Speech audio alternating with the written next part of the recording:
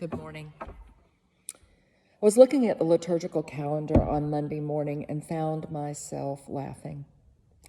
It said that we were in ordinary time. And that struck me as funny because the last month has been anything but ordinary. The church defines ordinary as anything from Trinity Sunday to Christ the King, the stretch of the church year where there's no particular season that we're celebrating. It's ordinary life.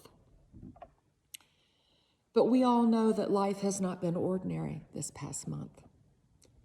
And there is now among us a level of anxiety that is what the professionals call free-floating. And frankly, it's no wonder.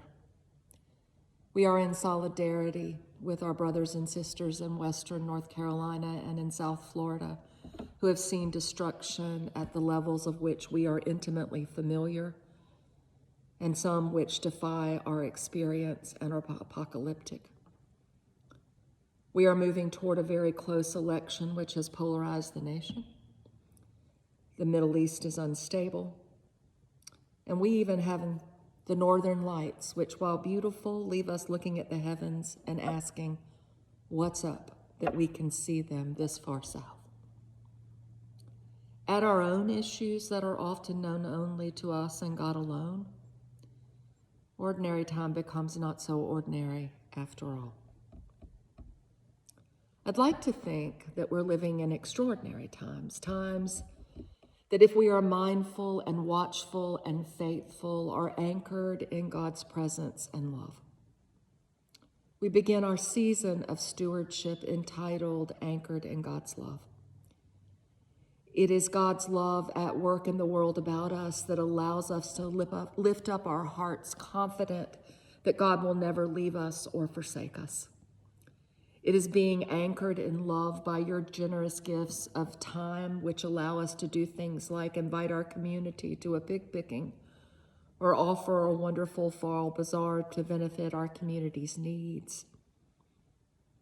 We are held secure by God's love through your generous talents that make community possible, whether that's teaching Sunday school, mentoring our youth at Crosswinds, or worshiping the Lord in the beauty of holiness through the gift of our choirs.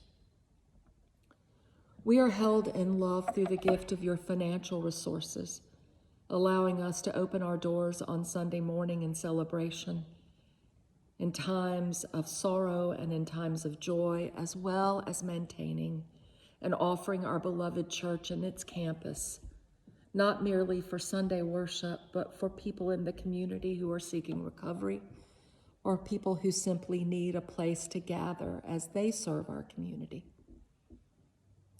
In the coming week, you will receive a pledge packet inviting you to share in our common life and work. Every gift matters, no matter the amount. What matters is you seeing St. Paul's as the place that anchors you in your life of faith. Each Sunday, we will hear stories of how people's lives are anchored here in God. And you are invited on your pledge card to share your own story about the same. Ordinary times are what make up the fabric of our daily lives, it's true. It is God's relentless love of us that enables us to live in the extraordinary times that raise our anxiety and fear, but also remind us of our dependence on God alone.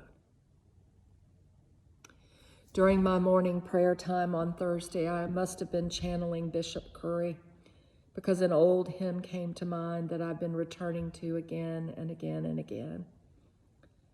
It was one my grandmother used to sing to me as a lullaby. All to Jesus I surrender. Lord, I give my all to thee. As I watch people lose everything, I'm reminded of the need to give everything to God. Because in the end, it's God who brought us into this world, and it'll be God that takes us out of it. Keep the faith, my friends, and let the faith remind you to stay anchored in the love of our very faithful God.